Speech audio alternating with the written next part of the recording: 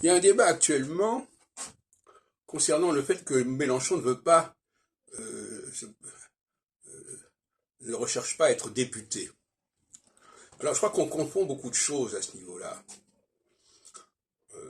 Quand il s'agit d'un Premier ministre qui est sur la même longueur d'onde que le président de la République, il n'est pas nécessaire qu'il soit député.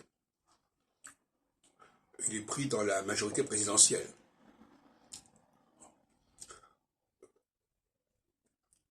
Quand il s'agit d'une cohabitation, en revanche, il me paraît absolument essentiel qu'il soit député. Et c'est sa légitimité. Donc on nous donne des exemples comme Raymond Barre ou je ne sais pas qui, ou de gens qui étaient sénateurs mais pas députés, mais c'était dans un cadre totalement différent. Les cohabitations, que ce soit celle de Chirac ou celle de Jospin, ça s'est fait avec des chefs de parti et non seulement et des députés. Bon, c'est la logique anglaise. Hein. Le leader de la majorité est un député, bien entendu, et c'est lui qui s'impose. Donc là, voyez-vous, il y a un problème chez Mélenchon. D'ailleurs, il y a beaucoup de problèmes chez Mélenchon qu'on commence à expliquer. Par exemple, il dit qu'il veut être Premier ministre. Très bien.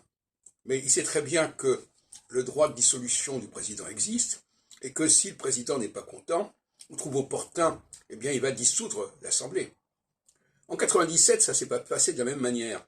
En 97, il y a eu une erreur stratégique de Chirac, qui avait peur qu'en 98, il y ait une remontée encore plus importante de l'opposition. Mais il a perdu son droit de dissolution puisqu'il l'a exercé. S'il avait laissé en 98 les choses se faire naturellement, il aurait pu, quelques mois plus tard, dissoudre l'Assemblée en choisissant le moment où la politique du Premier ministre de cohabitation ne passait plus. Bon, donc là, il y a une erreur.